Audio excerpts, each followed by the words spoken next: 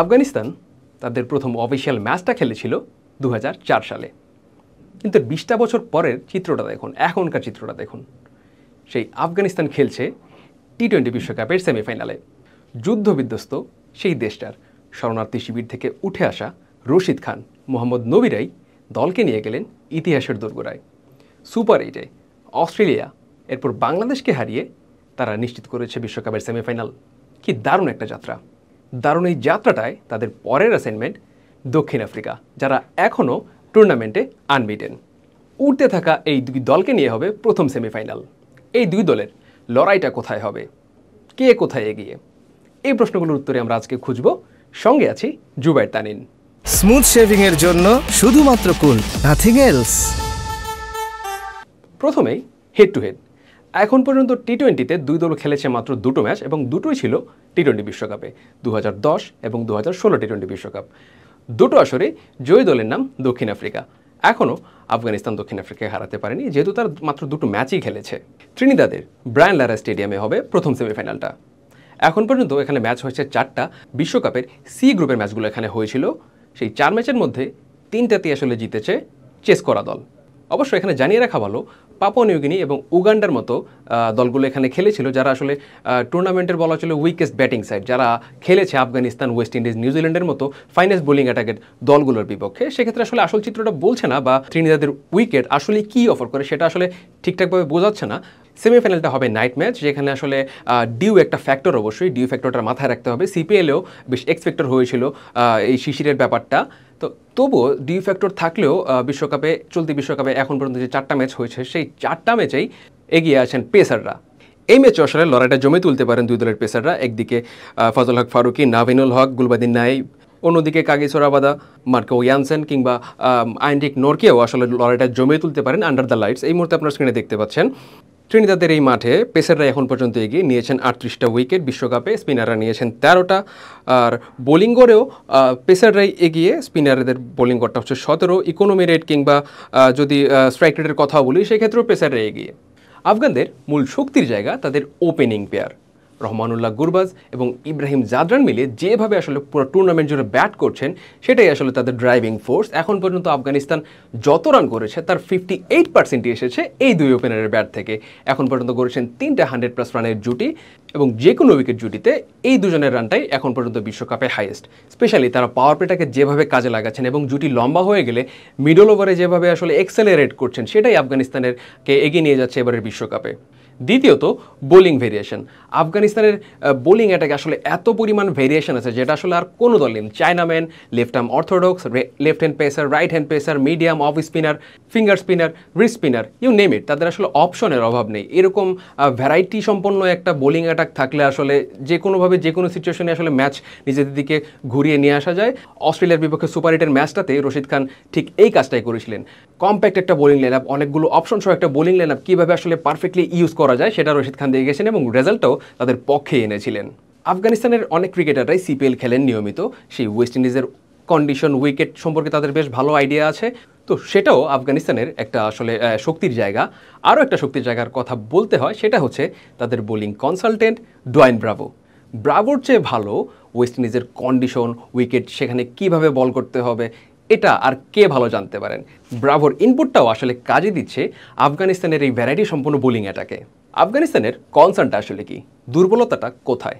আফগানিস্তান এখন পর্যন্ত খেলেছে 7টা ম্যাচ, জিতেছে 5টা এবং হেরেছে 2টো, এবং সেই 2টো হারিয়ে এসেছে আসলে চেস করতে গিয়ে। প্রথমটা ওয়েস্ট ইন্ডিজের এগেনস্টে, দ্বিতীয়টা হচ্ছে ভারতের বিপক্ষে। অর্থাৎ চেজিংয়ে তারা এখনও নিজেদের এক্সপার্টিসটা দেখাতে পারেনি।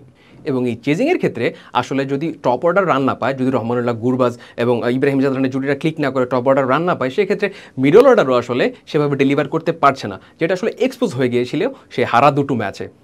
যেহেতু আপনারা শুরুর দিকে দেখছিলেন আফগানিস্তানের ব্যাটিংটা আসলে অনেকখানি নির্ভর করে তাদের ওপেনিং পেয়ারের উপর, যেটা আসলে একই সাথে পজিটিভ এবং নেগেটিভ জিনিস।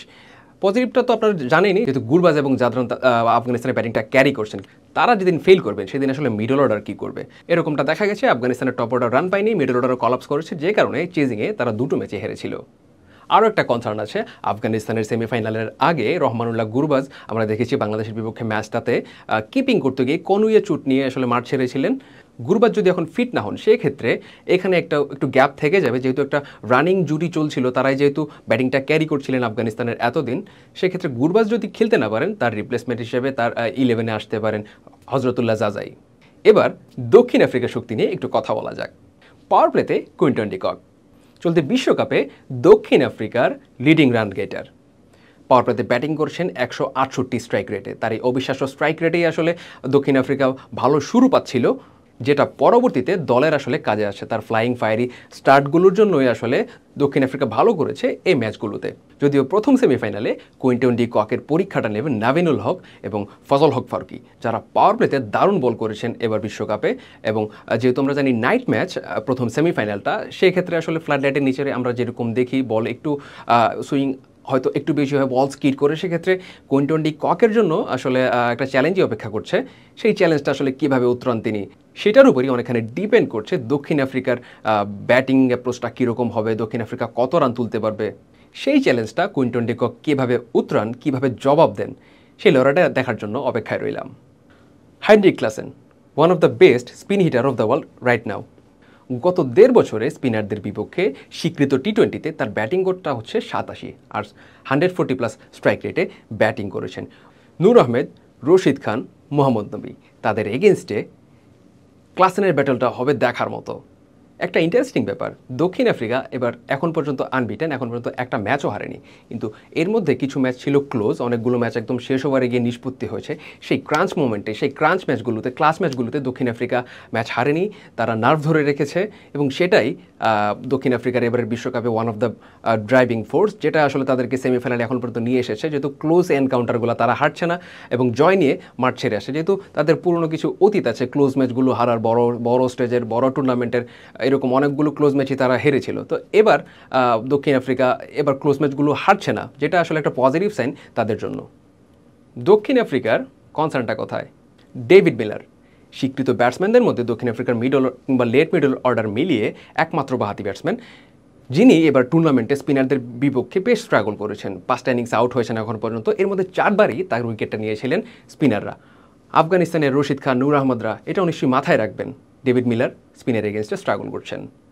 আফগানিস্তান ইতিহাস অলরেডি গড়ে ফেলেছে, এবার তাদের অপেক্ষা সেটাকে রূপকথায় জন্ম দেওয়ার। এদিকে দক্ষিণ আফ্রিকারও চলছে একটা স্বপ্নযাত্রা, জয়যাত্রা।